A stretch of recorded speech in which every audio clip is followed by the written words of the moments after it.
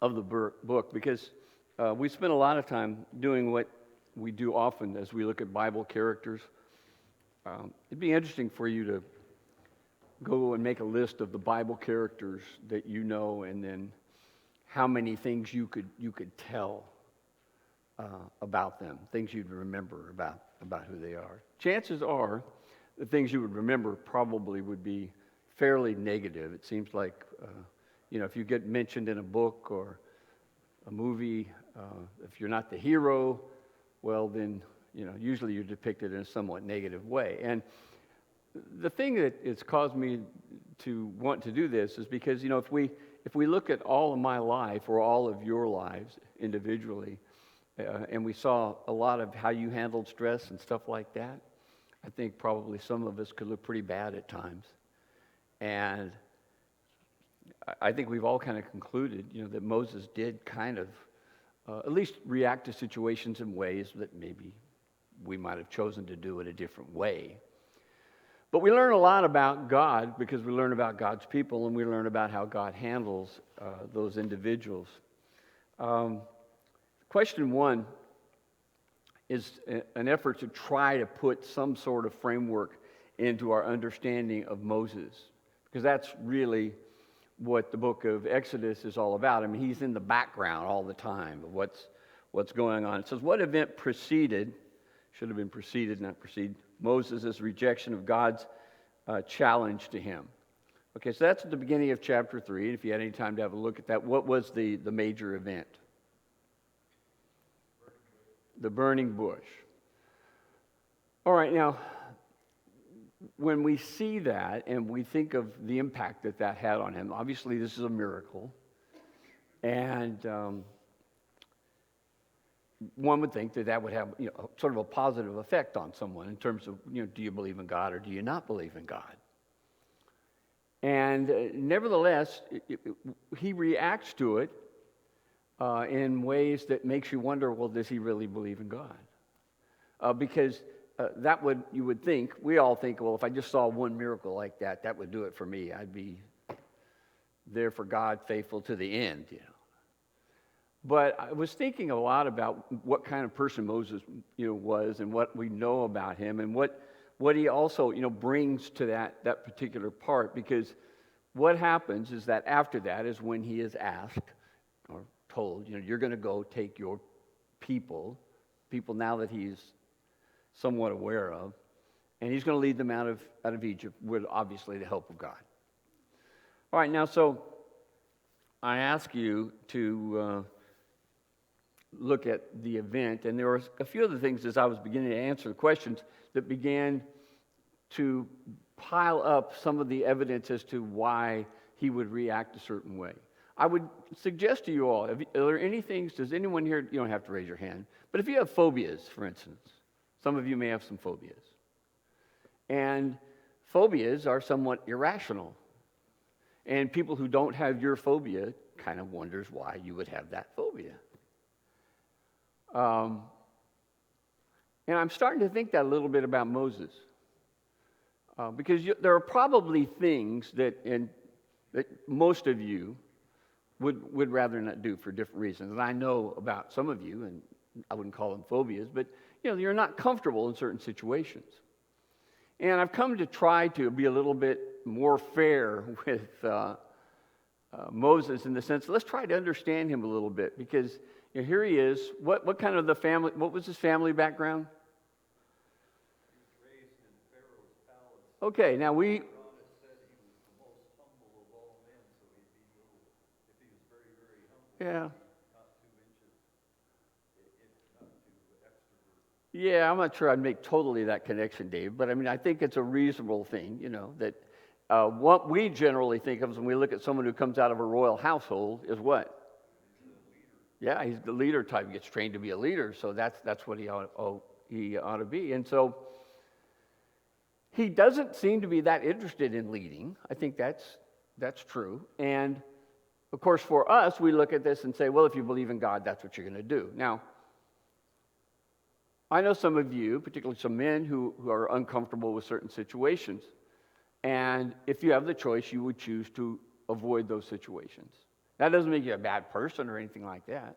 But nevertheless, you understand the phobia associated with that. I mean, Randy Williams back there reminds me a little bit of, my phobia. I have a kind of a funny thing about heights. I wouldn't say I'm fearful of heights, but whenever I get into a situation where I'm up somewhere, I don't really like to look down a whole lot. I don't brag about it a whole lot, but that's a true thing.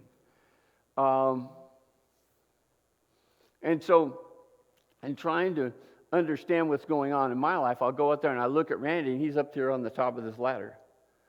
I mean, when I mean top of the ladder, that's what I mean, the top of the ladder. And if you've seen the extension, I suppose it goes out longer, doesn't it, Randy, than what you have.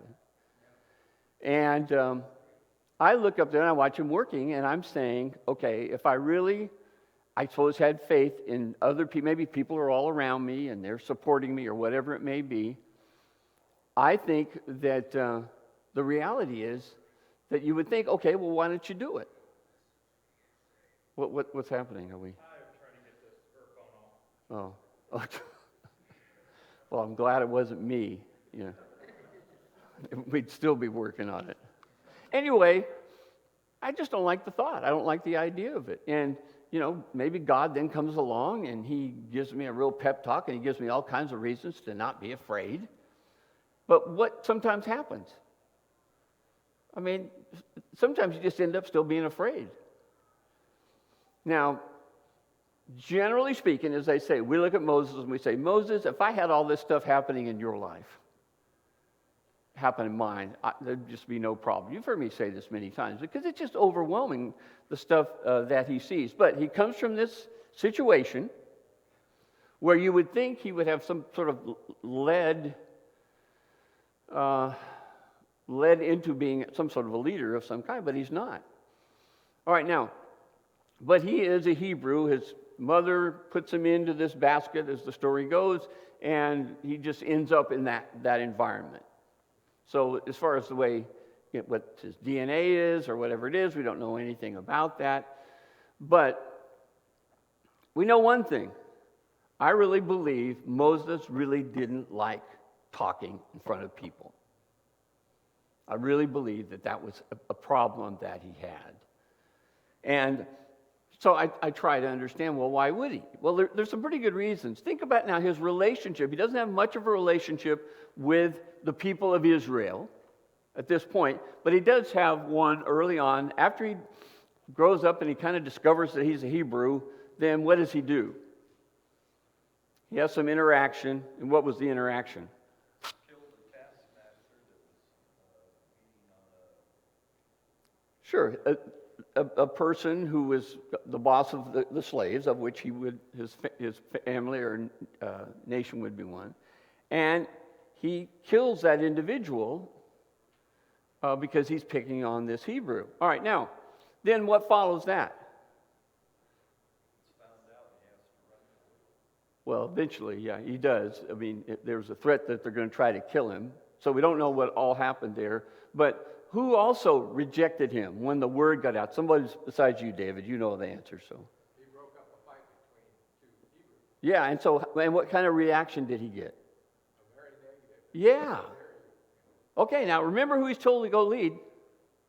Now, his relationship with these people so far is not real good. God says, go lead those Hebrews, and now in this very limited interaction with them, they're telling him, who do you think you are?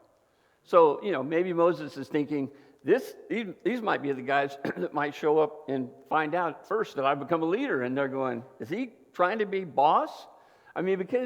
Why might they have thought that about him, these two guys?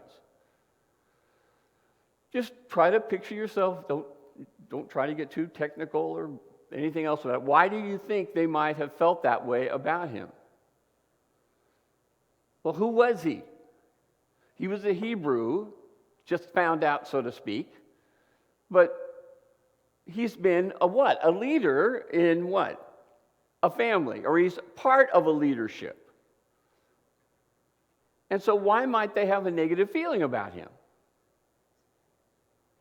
Go ahead. Yeah, he is an outsider, I think. And he's kind of stepping in. And, who made you boss is kind of the way they react to him. Now, okay, so here's his interaction, even though it's not really all that good. A lot of times, people get reactions from groups of people. Some people will, believe that group is friendly or that group is not. And sometimes that can be determined by how? A couple of people. So we're setting the stage here for what's going on, which leads to Moses determining that he just is not the guy to lead Israel out. But I want us to understand that the way he acts, let's turn over to Exodus 3 now, and we'll probably pick up on a few verses and read along.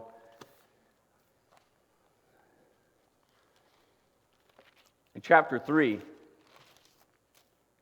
after the burning bush, God says in verse 7. So 7, read verse 7. Mark, go ahead. Mark Edwards, read 7 through 9. Exodus 3:7. Yeah. The Lord said, I have indeed seen the misery of my people in Egypt. I have heard them crying out because of their slave drivers, and I am concerned about their suffering. So I have come down to rescue them from the hand of the Egyptians, and to bring them up out of the land into a good and spacious land, a land flowing with milk and honey, the home of the Canaanites, Hittites, Amorites, Perizzites, Hivites, and Jebusites. And now the cry of the Israelites has reached me, and I have seen the way the Egyptians were oppressing them. Okay, and then verse 10, he says, therefore, come now, and I will send you to Pharaoh, so that you may bring my people, the sons of Israel, out of Egypt. Now, given what he's seen and what he's experienced, and he's got not all positive in terms of making him have the sense that he's the guy for the job, but how does he react to that? Negatively. Who am I that I should go to Pharaoh and I should bring the sons of Israel out of Egypt? He says, really, I don't really think I'm up to this. Now, you could probably look at it and think, well, maybe he's being a little cynical, or maybe he's kind of got his feelings hurt by these two Hebrew guys who said some bad things about him. But he says he doesn't believe that he's the one. Who am I? I mean, do I look like the guy who should be doing this? I mean, I tried helping these people in a very small way, and I got, sand kicked in my face. And so, is this really what you want? I mean, I think he probably believed, like most of you would believe, me? You're asking me to lead these people? Well, so now God has a reaction to him. And let's see. Carrie Hamilton, would you read that? Read verse 12, chapter 3. Then it said, I will certainly be with you, and this shall be a sign to you that I have sent you. When you have brought the people out of Egypt, you shall serve God on this mountain. Okay, so how does God respond to this? I'm not the guy. And how does this reaction sound that he's getting from God? Yeah, I mean, I didn't hear a word you said. I mean, he was certainly acting like that's what it was. I mean, he's really seeing him as one that's determined and meant to do something, and, well, I'm going to do it. Now, the people are going to come out. There's no doubt about that. That's the promise that God has made with him. But here he is, this guy, we don't really know a whole lot about him other than how he reacts to certain situations. We'd have some assumptions, like Dave was saying, that, if this guy's in the kingly family, well, then he probably has been well educated and he can kind of handle the situation. But what might these lowly Hebrew slaves think about him? Well, who do you think you are? You're a king. I mean, is that how, sometimes when people are poor, do they look up at the well-off? A lot of times they think they're snobs and that they really don't understand what it's like to be down here. So there's all those things, all those negative things that are sort of fed into this subject. Now, of course, we look at that, though, and we think, okay, he's seen the burning bush, and he's gonna see more. And so what ought to come out of that is, in a sense, what almost comes out of it, and that is he does end up doing it with a certain amount of limitation. So what really concerned him? What do you think, based on verse 12? If you were to sum up what it says in verse 12, about why he decides that I'm not the guy. He's just seen the burning bush. And he's gotten down to this area where he is, I assume, with the help of God. And so, he's got some things going for him. So what do you think? Go ahead, Noel. He fears rejection. Yeah, that could be. I mean, sometimes that can be just as simple as what? I don't dare call her out for a date. She'll probably say no. So that right there, you look back on things like that. Probably some of you guys have, go through this experience. I'll get you in just a second, Mary. But, I look back and I think, man, you were really gutless. You couldn't even handle the possibility. I never asked a girl out that I didn't know she was going to say yes. I didn't dare take a chance. Because, like Nolan said, some of us don't do well with rejection. Go ahead, Mary. Self-confidence, that's a weakness that is human nature Okay. that most people have. Even someone that's in a semi-leadership position will exhibit some not having the self-confidence. Sure. Yeah, there's always that little bit of doubt that almost all people have. Any other thoughts on that? Might have had a murder charge hanging over his head. Yeah, it's a good point. Dave said he might have had a murder charge hanging over his head, back in Egypt. So he's a little bit careful about, okay, yeah, I can think of one place I really don't want to be right now, and that's going back to Egypt, where I'm a wanted man. Okay, you watch too much TV, Dave.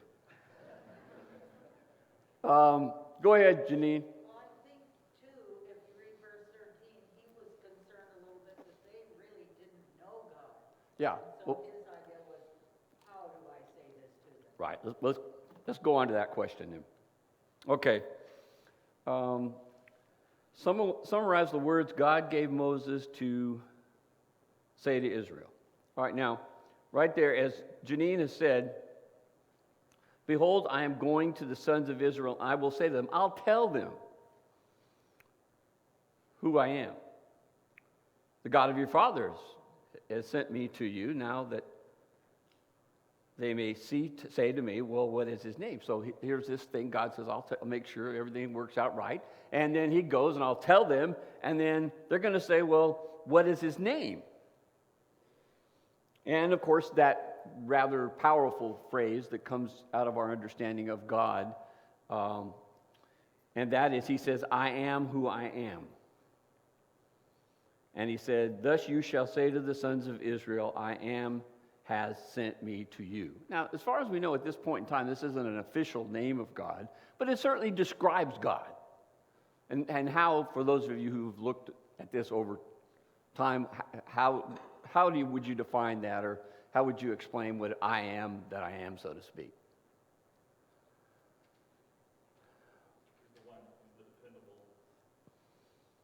Okay, he's the dependable God. Go ahead and notice what it says there. He says, I am who I am, thus you shall say to them, I am has sent me to you. So this carries with it the idea that I am, I have always been. I have always been, I am powerful now, and I will always be. This is the eternal nature of God. So God furthermore said to Moses, thus you shall say to the sons of Israel, the Lord, the God of your fathers, the God of Abraham. Now this comes up earlier.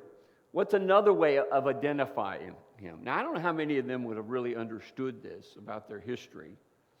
But in verse 15, he says, thus you shall say to the sons of Israel, the Lord, the God of your fathers, the God of Abraham, and the God of Isaac, and the God of Jacob, has sent me to you.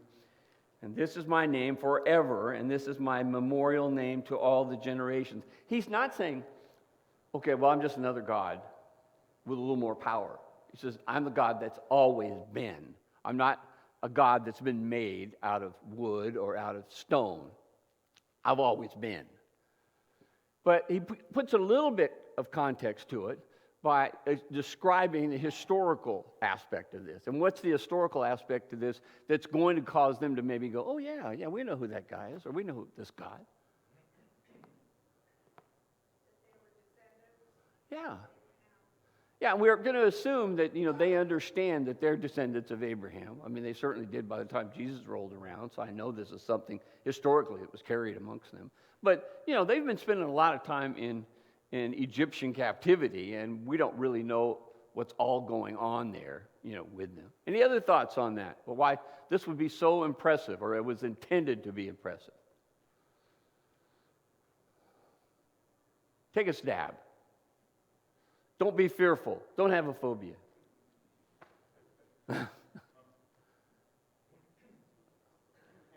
Yeah, go ahead, Larry. I was going back and thinking about why Moses may have said what he said. And what was that? Repeat that for us. Who am I? Right. I'm not the one. Yeah. And you got to consider the first 40 years of Moses' life, he was in luxury. In the second half, he was a shepherd or flock tender. Down there, yeah. Mm-hmm. Yeah, he hadn't advanced very far, going down to. Well, there are 80 years of oppression. Yeah. Multiple generations of Israelites that have passed on through that oppression. Yeah. That might have been a lot of, I'm not that guy to come and rescue the Israelites based on that oppression. I just can't do it. Yeah, I mean, when he thinks about it, these are the ones that have been there 400 years, okay? And I'm going to be the one who's going to do this? I mean, how would you feel if someone told you you were going to be able to accomplish that? Would you just immediately go totally convinced? I mean, I understand what's happening here. I understand that he needs to trust God. Isn't that what most of us would say? Of course he needs to trust God. But you need to trust God and I need to trust God. It's what happens in certain situations when we don't do so well at trusting God. And we know better. We understand who God is. Go ahead, Ian. You're touching your beard like I think you're going to say something. I was waiting for you to. Go ahead. I was going back to the name. I think it's interesting that nobody gives the Lord a name, right? He gave himself that name, and he doesn't say, my name is, insert whatever. Sure. There are names by which he, like Yahweh, He gives himself Elohim. the name, and that name is still himself. Yeah. It's not my name is, I don't know, Gorgon or some just goofy name like No, it states his eternity, doesn't it? He invokes himself for his own name. Yeah. And that's, you could go on and on about it, and I could gush forever probably, but the idea that his essence is his own name. Right. There is nothing more powerful, more eternal, longer duration. And even when the people choose to use his name, Yahweh, they still address it. It's not I am any longer, it's he is. Right. That's what Yahweh means. Right. He is. So they're still addressing him by his own essence and how Right. God even said, I swear upon myself. Right. Because there is nothing higher than him. That's a good point, yeah. Still invoking that same Sure. idea that there is nothing higher than me, even my own name Yeah. is who I am. Yeah, and if you truly can accept the concept, what Moses is telling them, then you'll understand that I'm up to getting you out of there. And if I am who I am and who I say, well, then Moses should be thinking what? I can follow a God like that. Or the God who's always been. All right, now, my effort there is to try to point us a little bit more to trying to understand Moses a little bit better. Because even God ends up showing a little bit of understanding to Moses and his lack of desire to do what God wants him to do. Okay. He's then showed, about how to. There's going to be a couple of signs. This is another way that you'll show to the people. The one will be what? That was the staff that would be turned into a serpent. When a hand would become leprous and then become not leprous. And then at the end of that, what was the third one? That he would do in front of God so they would know he's the real thing. What was it? No, that's we're over snakes, Dave. Water to blood. We'll throw some water on it, we'll turn to blood. All right, now those are obviously, something amazing is happening here. The God of Abraham is helping the people escape. They've been into captivity because certainly part of the will of God, and then what happens, it's now time to get them out. And I suspect that a lot of the people who were there were pretty negative. We know what happened, when they got out in the middle and things got tough. What did they do? How did they react when things got tough? We don't have any water, or we don't have any food. What's that? Go back. Yeah, so they're obviously not full of faith. They don't strike me as a group of people that just need, one more really good sermon, to get them going. So that's the kind of people he's working with. Right now, but let's look a little bit more in verses, we've already read 10 through 13, but essentially what he's saying is that, I'm not the guy for the job. Question 7 says, what was God's answer to Moses excusing himself for the job?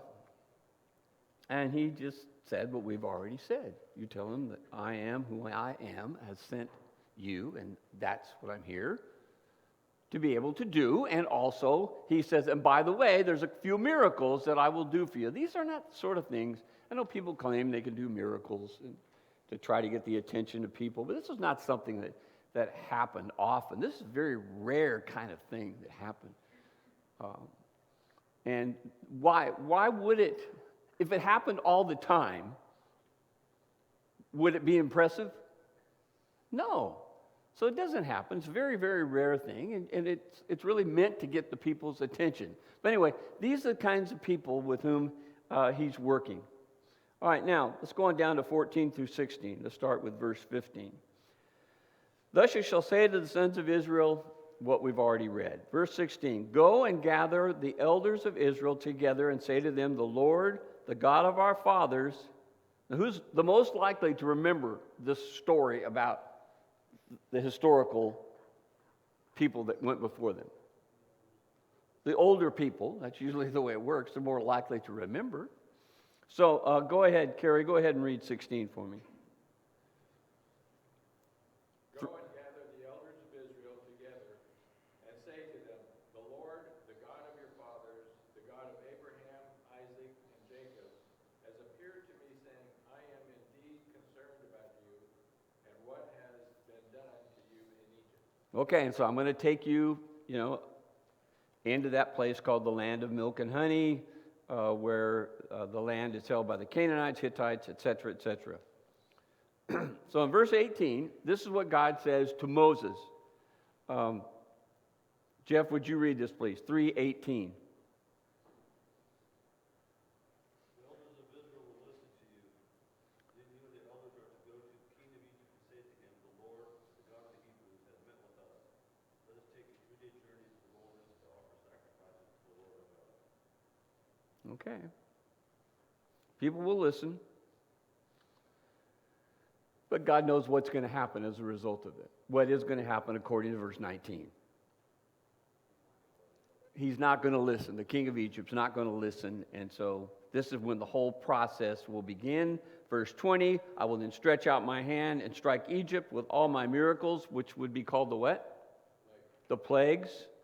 And I will grant this people also favor in the sight of the Egyptians, and it shall be that when you go, you will not go empty-handed. So we talked about this a little bit before, and that is that we were saying, well, where'd they get, this jewelry for whatever item it is they're building, associated with maybe the tabernacle? Or what happened with the golden calves, where'd that all come from? Well, this is where, as far as I understand, amongst, thousands of people, it says that they were able to collect from the people. And the people gave them things. Now, this would be happening after the plagues are moving forward. And so why might the people be a little bit more acceptable to giving them these things, these jewels? They suffer. They're done. They know that there's something more powerful than them, and they want to give because the Israelites. Right, so it makes sense that they would be thinking, if this is what's going to take to get rid of them, well, then that's what we'll do. And so it allowed them, in a rather indirect sort of way, to be in a place where they would be taken care of. So, then Moses said, this is verse 1, chapter 4, "What if they will not believe me or listen to what I say? For they may say, the Lord has not appeared to you." So this is where he's beginning. This is a very important thing for him. He wants God to somehow provide an opportunity for him to see him in some way. And again, he's thinking, well, if that could happen, well, then that would be a good thing. But then he says, well, what is that in your hand? And of course, that's where he has these 3 particular miracles that he's going to do. And of course, this will again offer more powerful reasons for why they'll listen to you, Moses. Okay, so in verse 8, Dave, go ahead and read it. 8 down through 8, just read 8 and 9, please. That Dave. Go ahead, Dave. Okay, you don't have your glasses. We'll take the Dave with his glasses. 8 through 10. Then it will be, if they do not believe you, or heed the message of the first sign, that they may believe the message of the latter sign. And it shall be, if they do not believe even these 2 signs, or listen to your voice, that you shall take water from the river and pour it on the dry land. Water which you take from the river will become blood on the dry land. Okay, stop there for a second. Okay, so what's the purpose of these 3 events that God has described? What's the purpose of it? So they'll believe. So they'll believe. Now, again, remember, how when Moses is saying, I'm just not up to doing this, and then God says, well, you're going to do it. Now, there's a reaction that I think is interesting now in verse 10. Because what God has just explained, hey, don't worry, I've got this all covered. He's already got evidence, hasn't he, about who and what? The burning bush. That right there, you'd probably be thinking, well, that'd be enough for me. So anyway, he's got that. And now he's heard what he's heard about how God is going to provide proof that he is who he is. And then, what is the response made by Moses? Go ahead, Dave. Read verse 10 now. Then Moses said to the Lord, O my Lord, I am not eloquent, neither before nor since. You have spoken to your servant, but I am slow of speech and slow of tongue. All right, God's response to that is, well, who has made man's mouth, or who makes him mute or deaf or seeing or blind? Is it not I, the Lord? Now then go, and even I will be with your mouth and teach you what to say. But he said, please, Lord, now send the message by whomever you will. So what's he saying there? What's Moses' final statement about what he thinks about all this? Have somebody, just go find somebody. I'm not the guy. So I want you to kind of objectively look at Moses and think, when you read what he says right there, Are you, I mean, are you just a little impressed by what he says there in verse 10? How about you, Janine? Are you going to be impressed or not impressed? Well, it's interesting that we learn in Acts that he was eloquent and very, had wisdom in the words of the Egyptians. Right. And so this is what has happened to him. Okay, so, well, what would be the conclusion you would draw from that? If that's what we really, I give that, that's Stephen's sermon, is that where that is? In Acts? Yeah, okay. All right, so what secret have you gained from this then? That if he had had time, maybe, he would have been eloquent Yeah. in the word of God. Okay. Anybody else on that? Have you known anyone who's had ability that they didn't really know that they had? I mean, I think that's something. Go ahead, Lupe. It just kind of surprises me. I mean, he had the best education in Egypt, I'm sure. Right. That he's not using, but he's learned. Yeah. And it just surprises me that would happen. Okay. So we got a couple of choices here. Okay. It could be because it's there somewhere as we look at, how he was described. Because as we go along, we read more of the story, he doesn't sound like someone who can't handle himself fairly well in front of a crowd. So, I mean, he has more ability than it would seem. All right, now, but what about that? Now, so that being true, so we look at this and we can draw a couple of conclusions about Moses at this point in time. What might they be? Number one, maybe he's just afraid and he doesn't know he has the ability. Or what's the other? Go ahead, Jim. God was with him as he went Right. and strengthened him to where he could handle leadership, Yeah. where he could become a little more eloquent, as he put it. Yeah. And I think what happens, let's go ahead and read.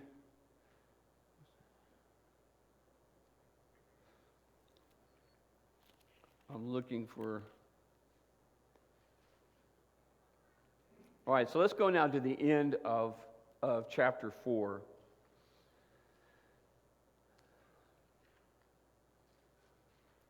Verse 24 says, "It came about at the lodging place on the way that the Lord met him and sought to put him to death." So this is an odd situation here. Some people think it was because he refused to maybe circumcise one of his sons. In fact, when you look at what it says in verse 20, let's see, where is, Zipporah. Then Zipporah took a flint and cut off her son's foreskin and threw it at Moses' feet, meaning she did what? And so it would seem that what it looks like, she went ahead and circumcised him. And so, we don't know how well versed she was in the whole idea of the significance of circumcision with these people, but does it sound like she's very excited about doing this? No, it's like, here, you take it. This is your problem. All right, now, so here's how it ends up working.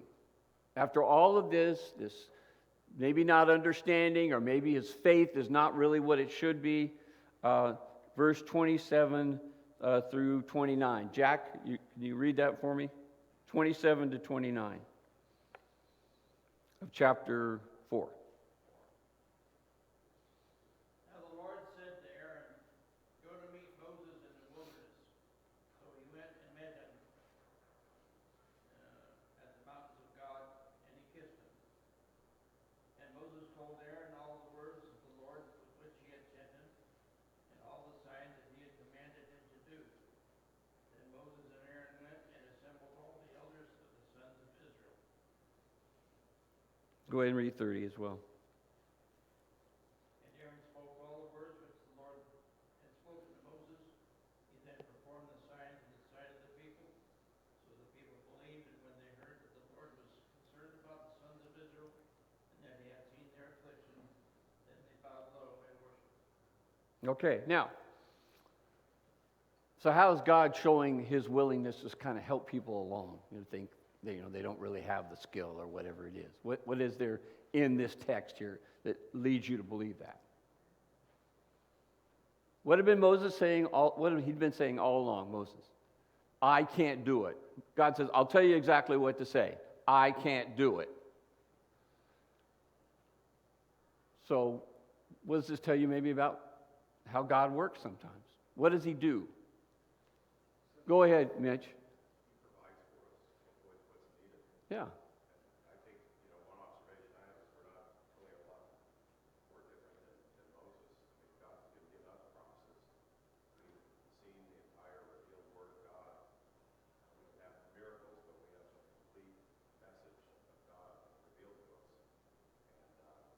But we struggle, right? Sure. He speaks to us not directly, but he speaks to us through his Word. And when we see things revealed in the Word that challenges us to do things we don't want to do, what do? We make excuses and we try to Yeah. And so, to me, it's kind of the condition of man. Right. But God is there to provide, even though our faith at times struggles. As did Moses. I mean, Moses didn't know how this was all going to turn out. I mean, it didn't go really swimmingly well. Yeah. Initially with Pharaoh, and then wandering 40 years in the wilderness and really never to go into the land. He probably didn't see that. Sure. But in the end, God provided for him everything he needed, and he fulfilled his promise. Yeah, God, according to the text, God doesn't make a big deal out of this. He just says, okay, I'll let Aaron be involved in this. And that just shows you, I think, how understanding God can be. I think, for whatever it's worth, I really don't think that Moses was making an excuse in kind of the purest of ways. I think it was kind of a combination. I think he really felt like this was just going to be too big for me. And I don't really think these people really like me anyway. And so I'm just going to go ahead and just keep telling you I can't do this because I really don't believe. And like Mitch says, I mean, we all try to convince ourselves from time to time even though we have all this evidence and the truth of the scriptures, we all end up kind of convincing ourselves, I don't think I can do that. Now, Mitch could do it, but I don't think I can do it. We look at these things and we it's not like we're trying to excuse ourselves. We just underrate our ability, and going back to Janine's point, that what we find out, I mean, again, I pointed this out before when we're reading through Exodus, and I'm saying, man, this guy doesn't look too squeamish to me the way he handles this situation. Well, again, God was trying to say, I believe in you, Moses, and I will be with you and I will back you. You just need to start believing in yourself. And he kind of met him along the way and said, okay, I'm going to help you. Aaron is a good speaker. This was acknowledged by God. And so I'm going to tell him, and then you're going to tell Aaron. Now, how do you think this might have worked sometimes? Once he got a little bit more brave, this process is God, Moses, Aaron. This is where I'm asking you to sort of imagine, what might have happened if you were in a situation and you knew what needed to be said. Go ahead. Go ahead, Mike. I think it is very ironic. He tells Moses to go do all that. Moses says, I can't do it. Yeah. He says, okay, I'll send Aaron. You go tell Aaron what I told you. Yeah. So now he has to convince Aaron. Yeah. And he does convince Aaron because it says here that Aaron is Sure. Yeah, he was. Well, he doesn't do convincing Aaron. Well, if he can convince Aaron, he can do this other. Yeah. I mean, I used to think, wait a minute. I could tell this. I mean, I think at some point it might have just kind of evolved into that. He began to realize, I can do this. I don't have to pass this on to Aaron.